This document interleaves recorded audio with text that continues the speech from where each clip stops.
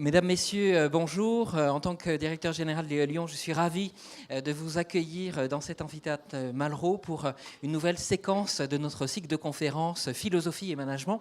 Alors la thématique d'aujourd'hui, Diriger tout un art, je crois est symbolique pour nous parce que ce cycle de conférences que nous avons le grand plaisir d'organiser avec acteurs de l'économie avait eu un cycle préalable qui était art et management. Et sur la base de ce cycle art et management qui visait à faire se rencontrer un dirigeant d'entreprise et un artiste autour de l'appréhension d'un concept, eh bien, nous avions décidé d'aller carrément vers le sens et la recherche de sens sur ces thématiques et surtout son alliance avec les appréhensions du management et de la direction d'entreprise. Alors, c'est un cycle de conférences qui a toujours un grand succès et il est vrai que nous avons débuté cette nouvelle année académique avec une grande dynamique parce que nous sommes déjà à 2 conférences depuis septembre de ce cycle, donc c'est un grand plaisir. Alors bien sûr, ce sont des conférences qui visent à faire dialoguer autour de thématiques qui posent questions ou qui interpellent.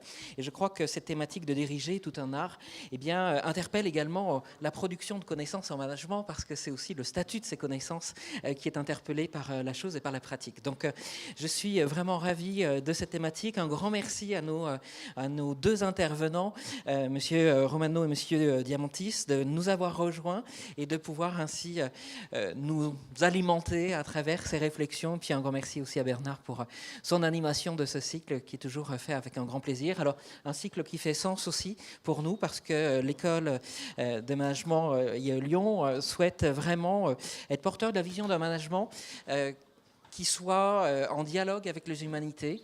Et nous avons pour ambition de former des managers sensibles et responsables. Sensibles dans le sens, quand on traduit la chose, de socially sensitive, donc ouverts sur les univers qui les entourent et qui agissent avec responsabilité dans leurs actions et leurs décisions. Donc, nous aurons grand plaisir à suivre, bien entendu, vos échanges et je ne serai pas plus long, mais je vous souhaite à tous une excellente conférence. Merci encore. Merci Jérôme.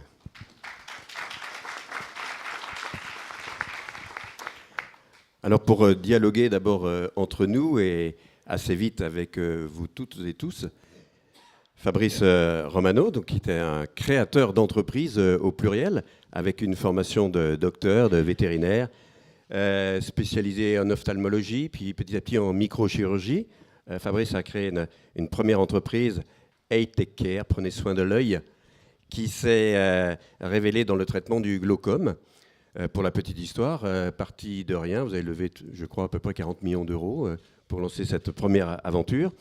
Et de là, une deuxième qui est en cours, c'est Keranova. Alors, on reste toujours dans le domaine de la microchirurgie pour l'œil. Et dont l'ambition, c'est effectivement de développer des technologies qui réduisent l'intervention humaine, si ce n'est qu'elle est peut-être décalée. On en parlera tout à l'heure. Et puis, auteur d'un roman. On en parlera peut-être, on est là pour parler d'art et tout, le roman, littérature, pourquoi pas. Témélis Diamantis, oui, quel bonheur de s'appeler Témélis Diamantis. Hein. Moi, j'échangerais bien Bernard Jacquin contre Témélis Diamantis, pour différentes choses. Voilà, ça fait tout de suite penser à plein de choses. Donc, qui exerce en Suisse, mais qui apporte sa gréquitude, voilà, là-bas. Formation en philosophie, également en psychologie. De là, vous êtes avec spécialité ou intérêt particulier pour l'épistémologie, donc différents domaines, pour aller jusqu'à la psychanalyse. Et vous insistez beaucoup sur l'aspect clinicien. Donc j'imagine que l'intérêt aussi de la pratique, pas simplement le discours sûr, mais l'exercice. Et puis à Lausanne, vous avez développé un enseignement autour du thème art et psychanalyse. Alors heureusement que notre débat, c'est art et management, parce qu'on aurait pu parler de psychanalyse et de management, hein. Quand on pense à certains créateurs de start-up, pas spécialement pour vous, hein, je pense aux fondateurs d'Apple ou de Uber et autres, on peut se demander si la psychanalyse n'aurait pas son mot à dire dans leur manière de mener leur entreprise. Alors on va revenir sur la notion de l'art. En fil conducteur pour ce début, ce que je vous proposerais, c'est, en fait, il y a 2 acceptions dans l'art. On peut imaginer l'art comme Jérôme parlait de sensibilité, comme une perception du monde, comme quelque chose qui touche à l'irrationnel, une extrême sensibilité. Et puis il y a aussi l'autre versant de l'art, qui est l'art par la manière, l'art d'exécution. J'aimerais savoir d'ailleurs, pour vous Fabrice, dans laquelle vous vous sentez le mieux, cette définition de l'art comme étant quelque chose de relativement du domaine du sensible, ou de l'art de l'artisan, de la main? Je dirais plutôt l'art du sensible, mais l'art de la main me plaît également. L'art du sensible, c'est une sensibilité dans laquelle j'ai été bercé dès ma naissance. Et je ne sais pas si c'est quelque chose qui est inné, qui est dans notre ADN, ou si c'est quelque chose qui se cultive avec la culture, avec la famille. Mon père était professeur des beaux-arts et il écoutait de l'opéra toute la journée, donc forcément ça marque. Donc je voyais ses toiles, je voyais ses dessins, j'écoutais de la musique. Et je ne sais pas si c'était inné ou pas. En tout cas, Vous avez été bercé dans cet univers. je suis devenu, malgré moi, quelqu'un de très sensible. Aujourd'hui, un morceau de musique me provoque énormément d'émotions. Une toile provoque de l'émotion, une sculpture provoque de l'émotion, mais la nature provoque de l'émotion. C'est un art différent, mais je suis très sensible. Voilà. Donc la sensibilité, pour moi, est un profil artistique intéressant chez l'humain. Par contre, voir quelque chose se créer dans les mains d'un artisan, c'est fascinant. Et parfois, j'ai la tentation de devenir artisan moi-même. J'envie les artisans qui arrivent à créer quelque chose de beau, de noble, à partir de rien ou d'un matériau qui est inerte. Et je les envie de pouvoir faire ça. Et parfois, je me suis surpris à vouloir les imiter. Et lors de ma précédente création à Eteker, un peu comme Steve Jobs dans son garage, mais c'était pour autre chose, j'ai fait quelque chose à partir d'un bout de bois et c'était en fait mon dispositif médical. Voilà, donc je me suis surpris. Une ébauche, voilà. Donc voilà, moi je suis très sensible à tout ça. Pareil, cette dimension de la sensibilité, je dirais presque de l'irrationnel ou des représentations, c'est quelque chose que j'imagine pour vous, notamment avec la psychanalyse, doit être extrêmement riche. Oui, tout à fait. Si on s'interroge un peu sur le sens des mots, si on prend par exemple dans l'expression courante du langage de quelqu'un qui dirait, parlant d'un tiers, quel artiste celui-là, imaginez dans une entreprise par exemple, quelqu'un dirait d'un collègue ou d'un employé que c'est un artiste, il y a une dimension péjorative souvent. C'est pour dire que l'artiste serait celui qui pense autrement que de la manière dont il convient de penser. Ce que j'aimerais développer comme idée ici, devant vous et avec vous, c'est l'idée qu'à l'inverse, l'artiste est celui qui donne du sens, qui développe un regard, qui rend possible aux autres de voir ce qu'il a vu. Je vous donne un exemple dans l'histoire de l'art. Quand Picasso a peint, il avait une vingtaine d'années, les Demoiselles d'Avignon, il a été trouvé ses amis les plus proches, qui étaient André Derain. Alors il a fait venir Derain en premier, et puis il lui a dit « Mais qu'est-ce que tu penses de cette toile ?» Et puis Derain a répondu « C'est comme si tu voulais nous faire boire du poison. » Un peu déçu, Picasso a été chercher deux autres amis, Juan Gris et Georges Braque, qui ont été voir la toile et qui, en partant, je ne sais plus lequel l'a dit à l'autre, je crois que c'est Braque qui l'a dit à Gris, « Notre ami est devenu fou. On le trouvera pendu derrière son tableau demain. » Et on sait ce qu'il en est advenu. Et Derain, et Braque, et Picasso se sont engouffrés dans la brèche du cubisme. Ça veut dire que Picasso, le premier, a trouvé une solution, une manière de parler des choses, mais qui a fait sens pour d'autres. Et aujourd'hui, quand nous voyons des tableaux, par exemple, des peintres cubistes, nous avons la possibilité de les lire, nous avons la possibilité de les comprendre. Ça veut dire que l'artiste n'est pas celui qui pense différemment, mais celui qui peut-être de manière, avant d'autres, a la capacité de rendre lisible, de donner du sens à quelque chose que les autres n'ont pas encore su ou pu voir. Et on verra au cours du débat comment cette question qui est tellement importante en art est également importante dans d'autres domaines, et pourquoi pas, je l'espère, dans le champ du management dont nous parlons ici. Mais j'aimerais effectivement, peut-être même dès maintenant, suivre cette idée. Une vision, je dirais presque une fulgurance, voir peut-être ce que les autres n'ont pas vu. Est-ce que ce n'est pas le propre, effectivement, d'une idée dont on va faire une entreprise? On parle à l'instant de Wozniak, Steve Jobs, qui ont eu cette espèce de vision, telle fulgurance très tôt, que l'ordinateur, qui autrefois était le monde d'IBM, ne serait pas voué à rester dans le monde professionnel, mais irait partout dans les foyers. C'était révolutionnaire. Est-ce qu'il n'y a pas aussi dans la création d'une entreprise, quand vous avez créé I Take Care, j'imagine que vous aviez une vision du monde où il manquait quelque chose? Oui, je trouve que la métaphore de l'artiste est vraiment très intéressante pour le créateur d'entreprise ou de produits innovants. Je pense effectivement qu'un artiste est capable d'imaginer des choses qui ne sont absolument pas imaginables par d'autres personnes qui ne sont pas artistes dans l'âme. Donc je rejoins M. Diamantis quand il dit qu'il crée une manière de voir qui n'est pas immédiatement perceptible par tout le monde. Et c'est vrai que lorsque on innove ou qu'on crée un produit nouveau, en tout cas en ce qui me concerne, j'ai une vision. J'ai une vision qui est un peu divine, je le mets entre guillemets.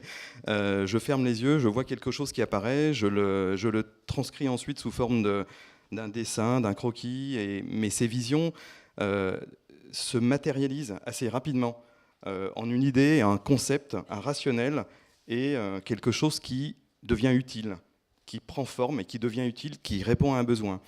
Mais c'est vrai qu'avant, à l'instant T, il n'y a rien. Mais alors, quel est le processus, effectivement, d'élaboration, de maturation, qui fait que l'idée se construit? C'est pas une démarche marketing du genre à l'écoute du marché? Non, c'est la rencontre. C'est C'est comme des particules qui se rencontrent et une gerbe de particules se produit. Donc il y a une particule que je vais nommer une technologie et une autre particule que je vais nommer un besoin. Les deux se rencontrent et s'ils se rencontrent dans ma tête, ça fait une gerbe d'idées. Et la technologie répond instantanément à un besoin. Et le produit se crée comme ça, de manière presque automatique. Donc c'est vraiment un concours de circonstances. Je pense que dans les deux cas, I Take Care ou Carenova maintenant, je n'aurais pas eu ces idées si à un moment précis, je n'avais pas été à un endroit précis, là où se fait cette rencontre entre ces particules. Voilà. Si je n'avais pas été au bon endroit au bon moment, je n'aurais pas eu cette idée. Mais des gens comme moi, et je dis ça sans prétention, on est peut-être des catalyseurs, c'est-à-dire que quand cette rencontre se fait, on arrive à capter l'instant et à voir qu'il y a peut-être quelque chose qui peut naître de ça. Donc une technologie, une opportunité, quelque chose qui a déjà peut-être une certaine utilité dans d'autres domaines, un besoin non satisfait. Alors je connais bien les besoins non satisfaits des chirurgiens, c'est mon métier. Et lorsque je suis à la croisée des chemins de ces deux particules, je vois apparaître le produit qui est, je dirais, le croisement de ces deux particules. L'image est belle, cette gerbe de particules. Est-ce qu'effectivement, Fabrice nous parle d'un catalyseur, est-ce que l'artiste n'est pas celui qui sait effectivement mettre en image, en mots, en couleurs, en sonorités, des perceptions que nous avons, nous, de manière confuse? Oui, et puis j'aimerais en même temps rebondir très directement sur ce que M. Romano vient de dire.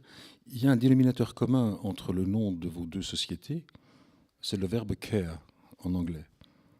C'est prendre soin. Ce n'est pas le soin dans sa dimension technique. Et dans la définition que vous avez donnée, dans la lecture que vous avez donnée de I Take Care, vous avez mis en avant l'orthographe du mot I, l'œil en anglais. Mais c'est aussi le sujet, c'est le je. C'est la personne qui parle. I take care. Je prends soin. Et là, on a justement ces deux dimensions qui sont là. Il y a une dimension technologique, et vous avez évidemment raison. Il me semble difficile de monter une entreprise comme la vôtre sans qu'il y ait quelques aspects technologiques concernés par la chose. Et en même temps, ça ne suffit pas. Il y a aussi cette dimension du soin, cette dimension de l'humain, cette manière de donner du sens à la manière de produire quelque chose qui va avoir une fonction. Et tout ça participe d'une création, d'une créativité qui n'est pas du tout sans faire penser à ce qui peut se passer dans le domaine de l'art. Vous vous rendez compte que Témélis est en train de dire qu'en fait, vous vouliez servir en créant votre entreprise? Oui, peut-être pas tort. Je pense qu'il a tort, j'ose pas me l'avouer à moi-même, mais il a vraiment tort et j'ai l'impression d'être psychanalysé en public. C'est exactement ça. La première motivation de ce que je fais aujourd'hui et de ce que je fais depuis 25 ans, c'est le patient. C'est rendre service au patient par l'intermédiaire du chirurgien. C'est exactement ce qu'il vous dit. C'est exactement ce qu'il Donc dit. j'ai tort. Voilà, moi, si vous voulez, et c'est quelque chose qui est un vrai carburant, c'est un facteur de motivation essentiel. C'est quelque chose que je partage avec tous mes collaborateurs. On est dans une entreprise qui a comme mission, je dis bien mission, c'est notre devoir presque, d'aller au bout de notre démarche pour apporter une nouvelle solution thérapeutique pour le bien des patients. Alors ça peut paraître parfois un peu exagéré, on ne va pas sauver l'humanité, mais si on peut améliorer la situation ou la vision des patients, c'est magnifique. Donc ça, quand je le partage avec mes collaborateurs, je sens qu'il se passe quelque chose. Voilà. Et donc c'est un facteur de motivation essentiel. Mais effectivement, cela peut nous amuser, mais je trouve qu'il y a dans ce que vous dites quelque chose qui peut aussi rejoindre le monde de l'artiste, cette manière de dire « je ». Oser dire « je ». On pourrait dire pour un artiste, vous avez écrit un roman, quand on voit le nombre de livres qui sortent chaque année et ainsi de suite, on se dit « mais écrire sur quel sujet sur lequel quelqu'un n'a pas déjà écrit ?» C'est une prétention folle de se dire « je vais apporter le millionième bouquin » et encore je parle que des années contemporaines. De même que l'artiste qui décide de peindre se dit mais « je vais sortir la toile ». Dans la création, il y a aussi, pardonnez-moi, une sorte de prétention que je vais apporter quelque chose qui manque au monde. Comme un artiste se dire je vais apporter une œuvre qui va faire date. Et c'est une conscience que l'on a aussi de dire j'apporte l'élément qui fait qu'il y aura un avant, un après. Oui, c'est une conscience, mais après ça touche à l'humilité. Donc on n'ose pas trop se mettre en avant. Si j'ai écrit un roman, je ne l'ai pas fait pour devenir célèbre. Je l'ai fait pour me faire plaisir. Puis après, si ça a fait plaisir à ceux qui l'ont lu, c'est encore mieux. C'était sur quel thème ? C'était un policier, voilà, un peu comme les entreprises. Je ferme les yeux et je vois s'échafauder une histoire, un thriller. Voilà. Et après, j'ai qu'une envie, c'est comme le dispositif médical où je fais un croquis d'un outil technologique. Ben, quand j'ai cette vision, je fais pas un croquis, mais je fais une histoire. Et donc cette fois-là, ça m'est arrivé. Je me suis dit, je ne peux pas ne pas en faire un roman, c'est pas possible. Et donc je me suis lancé. Alors c'était pas ma vocation, je suis pas un littéraire, je suis un scientifique, mais j'ai voulu connaître cette sensation, et ça a été magnifique. Voilà. Bon, je me suis fait plaisir. Mais effectivement, ça traduit peut-être une sensibilité un peu particulière, celle de vouloir faire quelque chose, de vouloir concrétiser une idée, de la sortir, alors sans faire trop de tapage. Moi, oui, on dit, l'autre jour, on me disait, c'est lui l'inventeur des ultrasons. J'ai un peu un mouvement de recul quand on me dit ça, parce que j'ai l'impression qu'on me met en avant moi, alors que ce qu'il faut mettre en avant, c'est la nouvelle thérapeutique non invasive qui va probablement améliorer la vision des patients. Bon, le fait est que c'est moi l'inventeur, d'accord, j'en conviens, mais pour moi, c'est pas essentiel. On a en effet les deux pôles qui sont fondamentaux tous les deux. Il y a d'un côté le pôle technologique, c'est l'outil. C'est le moyen au travers duquel un but va pouvoir être atteint. Et il y a de l'autre côté le patient, qui est un sujet individuel. Je disais I take care, mais le I, le sujet qui prend soin, va rencontrer le sujet qui est soigné. Dans le cadre de la psychanalyse, enfin de la pratique psychanalytique, c'est mon métier. C'est moi, sujet psychanalyste, avec le sujet singulier qui est allongé sur mon divan. C'est-à-dire que, à la fois évidemment que je dispose de tout un ensemble de procédés que l'on dit techniques, mais l'interaction, elle se fait entre humains, et l'idée, c'est de parvenir à fournir un mieux-être à l'autre, à la personne qui est là. Le moyen, ce n'est pas le but.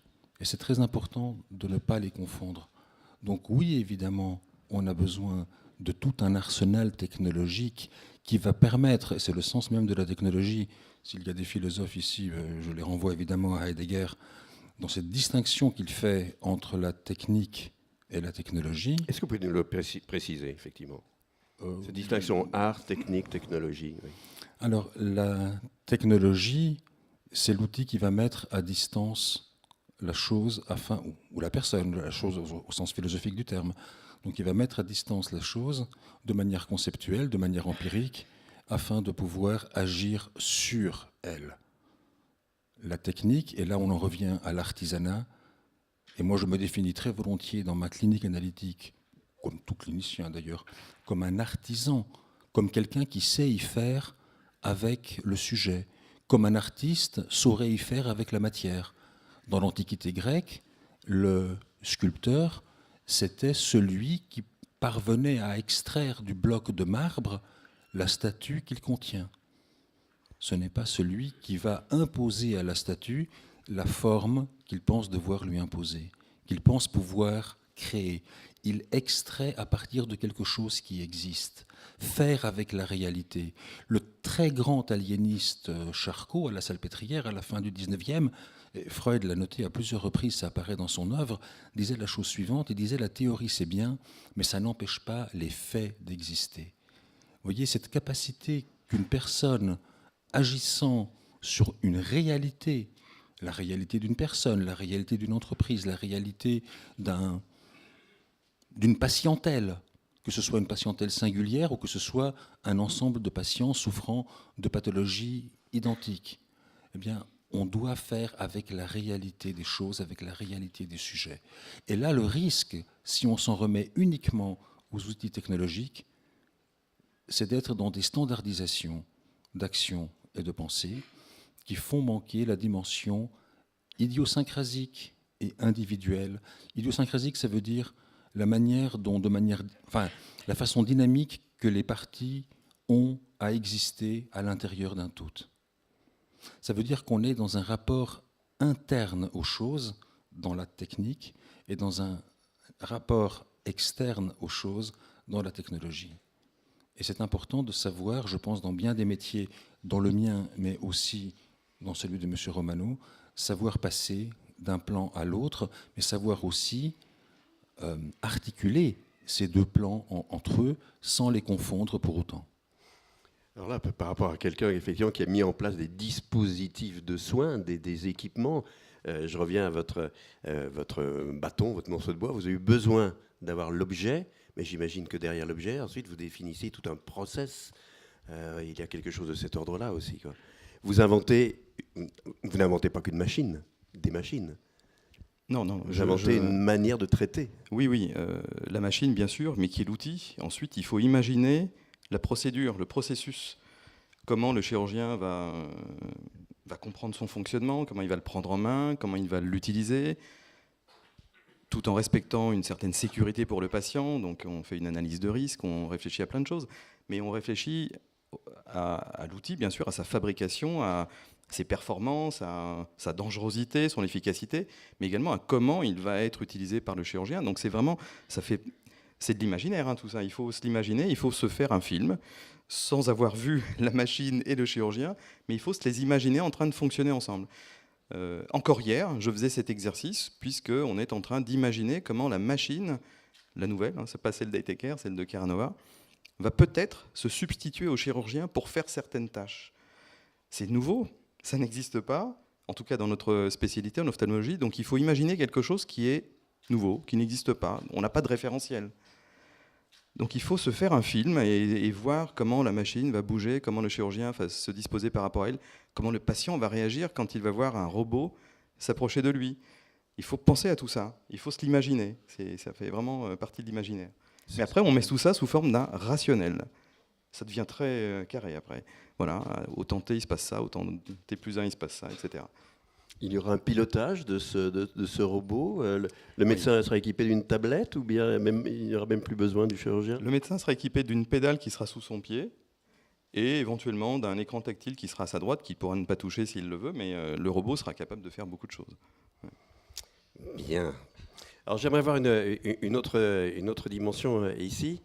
On parle souvent, on en parlait d'ailleurs dans la présentation de notre débat, de cette notion d'art et d'harmonie. Il me semble que vous lisiez vous-même, et puis ça, je dirais presque que ça transpire de votre manière de présenter les choses. Vous êtes assez sensible par rapport aux équipes que vous constituez, à cette notion de faire vivre une ambiance harmonieuse, quoi. Il y a une convergence de personnes, mais vous me dites, j'ai jamais recruté de salariés. Vous recrutez bien plus que des salariés. Oui, j'ai banni le mot salarié de mon vocabulaire, parce que pour moi, ce sont des collaborateurs, je dirais, c'est le terme le plus courant. Je dirais même parfois mes camarades, et parfois je dis même les petits, quand je parle des jeunes, qui pourraient être mes enfants. Voilà, n'empêche qu'on travaille ensemble, on fait un travail, on fait un job, mais quand je les recrute, ou voilà, quand je suis en entretien de recrutement, j'essaie de voir ce qu'il y a vraiment au cœur de l'individu. Le CV, je ne le regarde pas, en fait. Bon, aussi, on regarde si, évidemment, il vient d'une bonne école, s'il a une formation qui convient. Mais je le mets vite de côté, le CV. Moi, ce qui N'oubliez pas, vous m'intéresse, dites ça à l'IAE. Hein. Je sais. J'en prends toute la responsabilité. N'empêche que, évidemment, si le candidat a tout ce qu'il faut pour correspondre au poste, dont on a défini un profil précis, et qu'on a évidemment pris en compte tous ces critères, après, je regarde surtout l'individu. Moi, ce qui m'intéresse, c'est le regard, c'est le comportement, c'est ce qui transpire. Est-ce qu'il y a de l'émotion ? Est-ce qu'on partage des valeurs ? Est-ce qu'on a des choses en commun ? Et surtout, après, je dis assez rapidement à mes futurs collaborateurs, ici, il ne faut pas venir chercher un job, parce que demain, vous ne serez pas salarié. Demain, vous serez, si vous choisissez de venir avec nous, et ce n'est pas moi qui lui dis si je vous prends, c'est si vous choisissez de venir avec nous, vous serez un aventurier, parce qu'ici, c'est l'aventure. Et notre aventure, c'est partir de rien et créer quelque chose qui n'existe pas et qui peut-être demain va être utile à des patients. Et c'est une aventure qui est longue, qui est complexe, qui est fatigante, qui est dangereuse, qui est pleine d'incertitudes. Par contre, si on y arrive, au bout du chemin, il y a une énorme récompense. On pourrait être tous fiers de dire, cette machine, j'étais là, je l'ai faite, j'ai participé à ça. Et cette machine, demain, elle sera peut-être dans le monde entier en train de changer la face du monde dans la chirurgie ophtalmique. Donc je leur dis, voilà, si vous voulez, l'aventure, elle vous attend. Moi, je vous garde une place contre le hublot et vous venez avec moi. Mais c'est une aventure. Donc si vous cherchez un job tranquille, c'est pas ici qu'il faut venir. Voilà. La vie d'artiste n'est pas non plus un job tranquille. Hein. Je pense que la notion d'aventure, de tâtonnement, de création, de se jeter à l'eau, d'absence de moyens au début, ça va être commun aussi aux artistes. Oui, bien sûr qu'elle leur est commun. Et aussi la notion d'aventure dont vous parlez, à laquelle je suis très, très sensible. Freud, par exemple, se définissait comme un conquistador, hein, comme quelqu'un qui va aller à la rencontre de quelque chose sans savoir exactement ce qu'il va être amené à découvrir. Mais aussi, je suis très sensible à cette idée de tâtonnement, parce qu'elle vient contrebalancer cette idée qu'il faut fonctionner par procédure ou par certitude. Vous voyez, les gens qui sont trop sûrs des outils qui sont les leurs ne savent plus ni écouter, ni voir, ni inventer. Ils appliquent simplement des choses qu'on leur a appris à faire. J'enseigne dans une université et je ne vous cacherai pas que je suis un peu chagriné de voir l'évolution que l'université a prise entre mes années d'études, quand j'étais moi étudiant dans cette même université, et aujourd'hui où j'y enseigne, où on prépare des étudiants à être des gens qui vont utiliser des outils, faire... Voilà, il y a des procédures et il faut passer par là. Et c'est comme ça que l'on est au plus près de la réalité. En fait, je pense qu'on n'y est pas. Je pense qu'on est au plus près de ce que l'on pense être une bonne chose, mais dans la réalité, on rate l'essentiel. Cette idée de création, elle suppose également qu'il y a ce temps du tâtonnement, ce temps de la recherche, ce temps où les choses sont en suspens, où on ne sait pas encore, on regarde le ciel le matin, est-ce qu'il va pleuvoir, est-ce qu'il ne va pas pleuvoir? Le ciel n'a pas encore décidé, on ne sait pas, il faut attendre. Plus tard dans la journée, on verra si ça se dégage ou pas. Dans la clinique psychanalytique, on a exactement ça. On peut avoir des hypothèses théoriques qui s'imposent à nous, et en même temps, la sagesse est de dire « ne sois pas trop pressé, attends de voir, n'interprète pas, vois comment la chose va évoluer », et souvent une myriade de nuances qu'on aurait écrasées par une interprétation trop rapide, eh bien, ça vaut la peine de les laisser apparaître dans un espace, parfois avec des contradictions, parfois avec toute une dynamique d'éléments qui peuvent être des éléments antagonistes, mais dont la question du sens dépend. Il y a une très belle phrase du peintre Eugène Delacroix qui disait « Le temps ne respecte que ce qui a été fait avec lui ». Et vous voyez, ce temps, c'est aussi justement le temps que l'on se donne et pas dans l'urgence, l'idée d'arriver quelque part, de produire un résultat. le résultat est parfois d'autant meilleur qu'on a pris le temps de faire ce cheminement, qu'il y a eu cette incertitude sans savoir si on va atteindre le but, mais où on se donne la possibilité d'inventer, de créer quelque chose. Et ce n'est que ainsi qu'on peut comprendre la phrase, par exemple, de Picasso, je reviens à lui, qui, quand on lui posait la question « Mais comment faites-vous pour créer toutes ces choses que vous créez ?» Picasso répondait « Je ne cherche pas, je trouve ». Ça veut dire « Je regarde dans la réalité ce qu'il y a, et en fonction de ce que j'y trouve, eh bien, ma possibilité de créer est activée. » Dans sa période surréaliste, il avait un garage dans lequel il y avait des trucs, et il y avait notamment un bout de sel et un bout de guidon, mais mélangé à des milliers d'autres choses. Et il a simplement pris cet élément de la selle, ce bout de guidon, il les a superposés, il a appelé ça tête de taureau. On voit cette chose, on se dit oui, c'est évident, ça ressemble à une tête de bovidé, pas forcément de taureau, mais une tête de bovidé. Mais comment ça lui est venu ? Ça lui est venu parce que c'était là. Mais lui a su le voir. Vous voyez, il n'est pas entré dans ce garage en se disant « je vais créer une tête de taureau ». À un moment, face à quelque chose, il s'est dit « la possibilité de créer ceci existe ». Et les gens qui fonctionnent ainsi sont, à mon sens, de meilleurs créateurs, quel que soit le domaine, pas forcément que la création artistique, dans tout domaine. Et ce sont aussi des gens qui développent des outils qui peuvent, en tant qu'outils, être utilisés en un second temps comme des choses qui sont beaucoup plus efficaces et beaucoup plus intéressantes, parce que justement, ils sont le produit d'une invention et le produit d'une conquête. Alors, il y a aussi une dimension, je reviendrai aussi à la question des moyens. Je sais bien que de Michel-Ange à Jeff Koons aujourd'hui, derrière ces têtes d'affiche, il y a des ateliers avec des assistants, des besogneux derrière.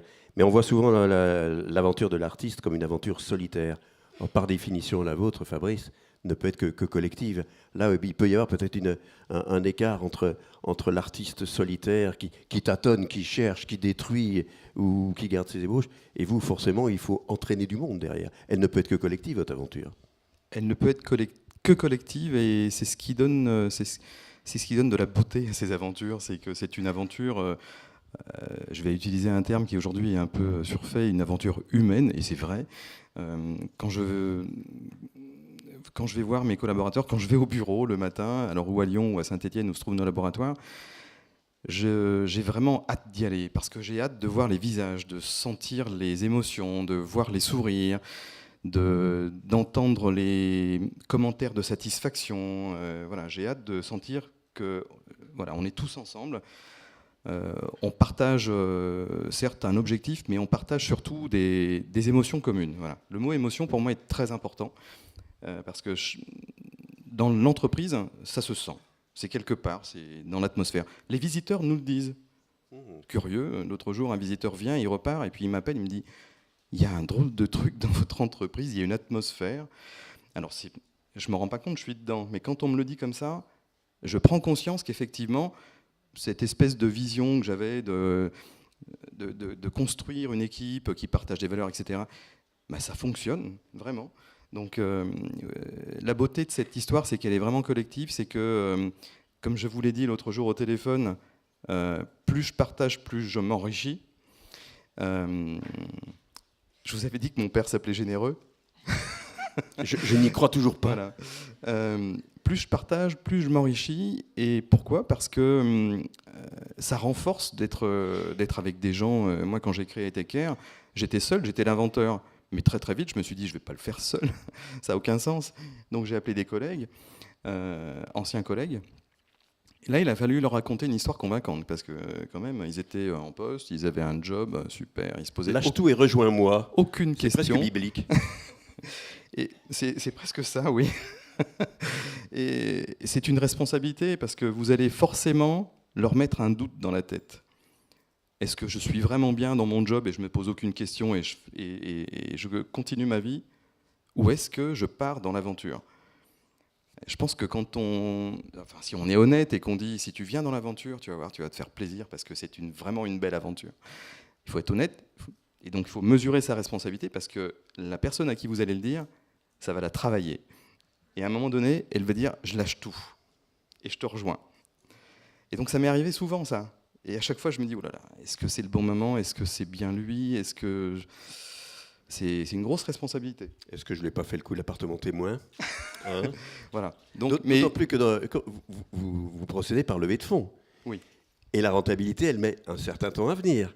Je pense à ce que disait Thémalis à l'instant. Thémalis, donner du temps au temps. C'est-à-dire, un financeur, un fonds d'investissement, peut se permettre de donner du temps au temps, ou bien vous dites, Fabrice, ok, mais dans 3 ans, je vais voir mon retour sur investissement. Comment faites-vous avec ça? C'est compliqué. J'imagine. C'est compliqué. Parce qu'il faut les payer, ces collaborateurs. Oui, bien sûr. Le financeur, il vient pour mettre de l'argent et prendre du capital, mais ce capital, il sert à payer tous ces gens. Hein. Oui. Donc ces gens, ils sont correctement payés. Il y a pas Mais de souci avant de ce même point de que vue-là. l'entreprise soit rentable. Bien sûr, des années avant. Keranova a démarré l'année dernière, et on a devant nous encore 3 années pendant lesquelles on va faire aucun revenu. Je crois qu'Amazon ne Zéro. gagne toujours pas d'argent, même s'il en dépense Je ne beaucoup. sais pas. Ce qui est drôle, c'est que quand un fournisseur nous demande un bilan, ça fait rire le bilan. Il y a 0 chiffre d'affaires, donc le fournisseur nous dit ah ben non, surtout pas. Non, mais par contre, on a quelques millions de capitaux. Ah d'accord, mais ils comprennent pas. Mais même moi, j'avais du mal à comprendre il y a 10 ans. Mais comment peut-on vivre de rien? En fait, c'est les investisseurs qui viennent, ils vous donnent du capital. Alors ils prennent des parts, mais après on dépense le capital. Alors on le dépense avec raison. On le dépense avec, en sachant exactement comment on va l'employer. On se donne même, on est un peu masochiste parce qu'on se met en tête un espèce de compte à rebours en se disant, bon, alors j'ai tant, du coup il me reste tant de temps. Et le compte à rebours se met en route. Parce qu'un jour, on va vous présenter l'addition quand même. Bien sûr. Donc en ce moment, au moment où je vous parle, j'ai mon compte à rebours qui tourne et je sais que j'ai encore devant moi 1 an de cash et que dans 1 an, il va falloir que je m'arrête au stand de refaire le plein. Voilà. Bon. Mais ça ne me pose pas de problème. Si c'est prévu et qu'on est préparé, tout va bien se passer. Donc les investisseurs vont dire, ils ont fait le job, on fait le plein, et ça redémarre. Voilà. Donc ça ne me perturbe pas trop. Ce qui est un peu plus perturbant, c'est qu'est-ce qu'ils attendent de nous, ces gens? Alors, bon, ils tergiversent un peu, parce qu'au début, ils disent, ah, c'est une belle histoire, c'est magnifique, on va mettre au point un outil performant, révolutionnaire, etc. Bon, ça, c'est la façade. Derrière, il y a quand même, je veux un retour sur investissement. Voilà, donc je mets 1 euro, j'aimerais bien en tirer 10. Et si c'est pas dans 10 ans, c'est mieux. Voilà. Mais ça, ils ne disent pas. Alors évidemment, au début, on est naïf, on se dit, on ne sait pas qu'il y a l'autre discours derrière. Maintenant, je le sais.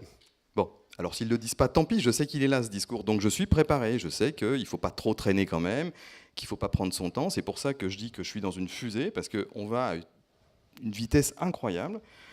Bon, parce que c'est grisant, ça fait plaisir. Hein, voilà, on est sur un circuit de Formule 1, hein, donc c'est quand même assez sympa. Mais 2, c'est parce que les investisseurs, je sais qu'ils attendent qu'au virage, là, il faut qu'on prenne bien le virage, et qu'à l'arrivée, il faut qu'il y ait un retour sur investissement. Sinon, ils vont être beaucoup moins sympathiques. On a souvent parlé, par rapport aux moyens, de l'utilité de l'absence de moyens pour l'artiste. C'est presque une image d'Épinal ou une caricature, quoi. L'artiste pauvre qui crée bien, alors que l'artiste riche créerait quelque chose d'inoffensif. Là. Ça tient la route, cette vision des choses? Non, absolument pas. L'artiste est quelqu'un qui crée de toute façon pour quelqu'un. Le seul cas, la seule exception à la règle, c'est peut-être l'art brut, où ces gens n'ont pas l'intention, ce qu'on appelait de manière assez impropre, de l'expression du psychiatre suisse Prinz Horn, l'art des fous. C'est une très mauvaise expression, il faut l'éviter. Mais l'art brut, où par impulsivité, par nécessité interne, par contrainte interne, ces gens créent. Mais sinon, l'artiste crée pour quelqu'un. Si vous créez pour quelqu'un, vous avez toujours l'idée que l'autre peut en saisir quelque chose, que votre lecture du monde peut rejoindre celle de l'autre. Et ce qui est très intéressant, c'est la manière rétroactive dont ça fonctionne. Je vais vous donner un exemple. J'avais 19 ans, je roulais quelque part au sud de la France sans savoir où j'allais, et à la sortie d'un virage, je suis projeté dans un paysage de Van Gogh. Et je me dis, c'est incroyable, je ne sais pas quel est ce tableau, mais c'est vraiment le tableau de Van Gogh. Et quelques kilomètres plus tard, enfin je ne savais même pas où j'étais, je vois écrit Arles. Évidemment que j'ai lu ce paysage en ayant déjà vu à l'époque des toiles de Van Gogh. Mais je veux dire en même temps que Van Gogh a rendu lisible la réalité du paysage, qu'après coup, je peux moi aussi comprendre et interpréter. C'est la raison, c'est très important ce que vous disiez tout à l'heure, M. Romano, cette façon de pouvoir partager avec autrui, que ce soit les investisseurs ou que ce soit les collaborateurs, de partager quelque chose, de partager du sens, de partager une dynamique et un désir commun. Et quand les gens arrivent à se mettre d'accord sur ce qu'ils veulent, eh ben, ils s'engueulent beaucoup moins et généralement ils arrivent à de bien meilleurs résultats que s'ils sont dans des attentes qui sont trop exagérément antagonistes.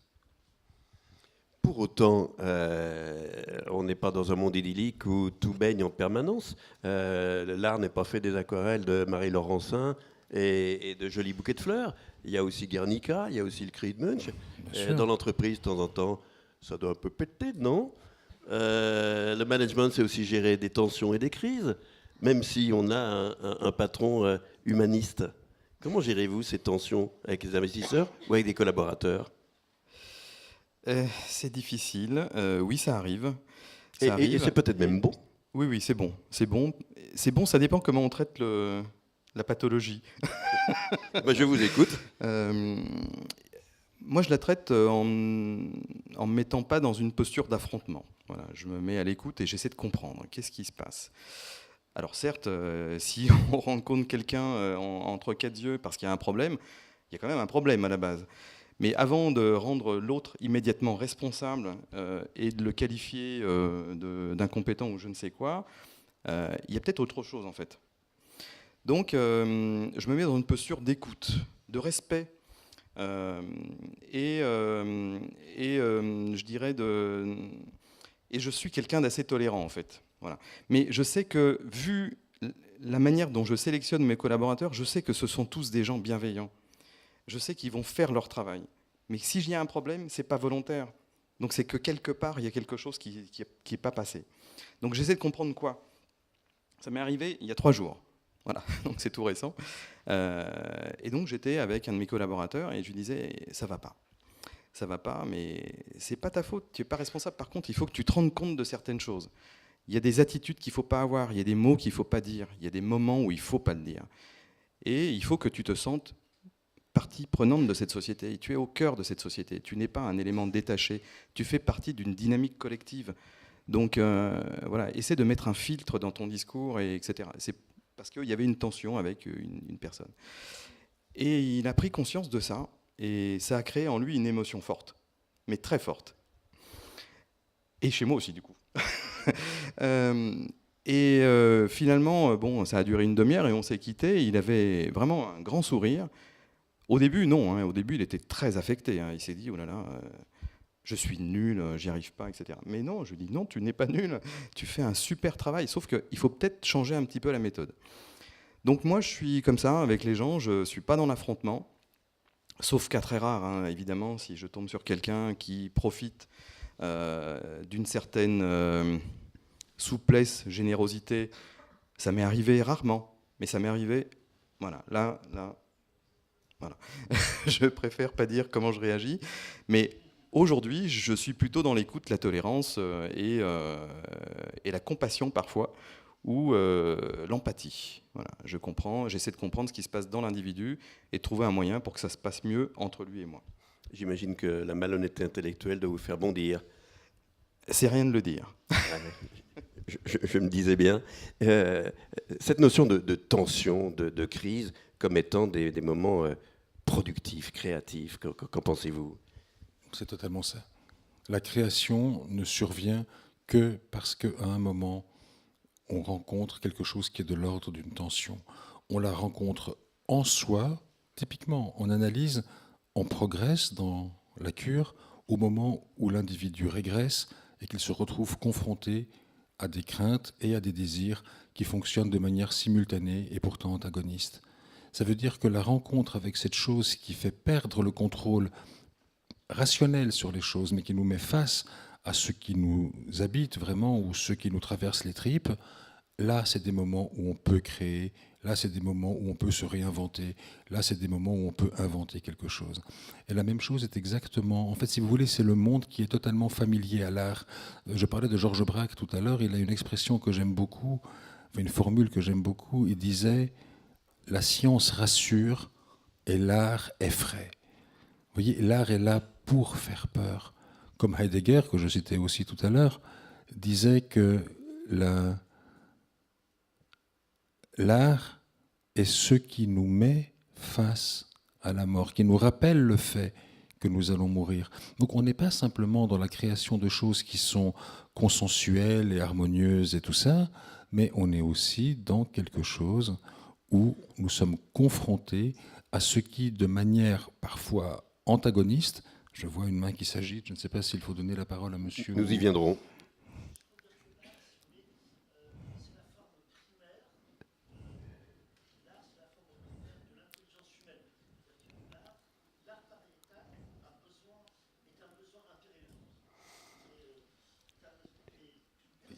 Il faudrait un micro à monsieur.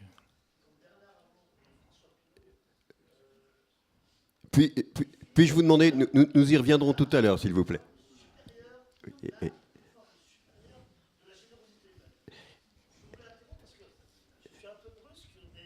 Eh bien, nous y reviendrons tout à l'heure, d'autant plus que vous venez de parler de la générosité. Je vous demande pardon, s'il vous plaît. Non, pardonnez-moi. Nous avons une règle du jeu, j'y reviendrai, je n'y dérogerai pas. Si je fais une exception pour un, je ferai une exception pour 12.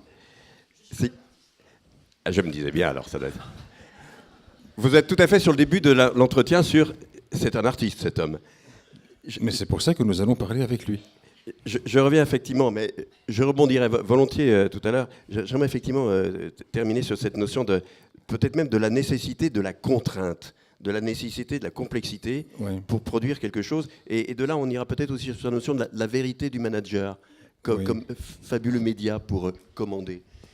Oui, ce n'est pas forcément dans le confort que l'on crée, mais c'est parfois aussi dans cette urgence qui nous est rendue évidente par la pluralité des dispositions, par la complexité du monde, par la présence simultanée des multiples et des contraires. Et c'est là qu'on peut inventer des solutions, et pas quand on réfléchit de manière trop linéaire ou trop rationnelle. Et gérer les contradictions, c'est bien votre job aussi. Hein. Un patron n'arrête pas de gérer. Il faut à la fois faire de la qualité et de la productivité. Et il faut ouvrir à la concertation et de temps en temps décider, c'est comme ça. Comment vous vivez cette complexité, cette incertitude, ces contradictions ? Alors je délègue. Ah. Voilà. Moi, j'ai une vision transversale. Je prends un peu de hauteur, sans prétention de ma part.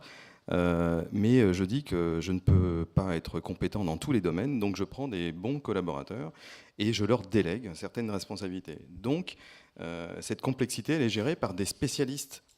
Moi, je suis un spécialiste dans un domaine, mais pas dans les 50 domaines de la société, et je sais que ce spécialiste-là va faire son travail convenablement. Bon, par contre, j'échange avec lui, c'est-à-dire que je ne dois pas lui montrer que je me désintéresse à son travail, sous prétexte que ce n'est pas ma spécialité. C'est un peu compliqué parfois, parce que quand on me parle de photonique et de physique fondamentale, j'ai un peu de mal, ou quand on me parle de mécatronique, j'ai un peu de mal aussi, mais je m'y intéresse quand même. Et quelque part, je m'enrichis, parce que c'est vraiment une nourriture intellectuelle de discuter avec tous ces collaborateurs. Mais cette complexité, je la gère par l'humain. C'est-à-dire que je sais exactement qui va s'occuper de quoi. Voilà. Ils savent que je leur fais confiance, et rien que ça, c'est un moteur. Voilà. Ils savent qu'il sait ce que je fais, il me suit, il est d'accord avec moi. S'il y a quelque chose, il me le dit, je lui dis, etc. Il y a un échange qui est vraiment très ouvert, très franc. Mais voilà, je le gère par l'humain. Alors, ça me fait suivre effectivement ce que Témélis vient de dire tout à l'heure. L'art, c'est le vrai.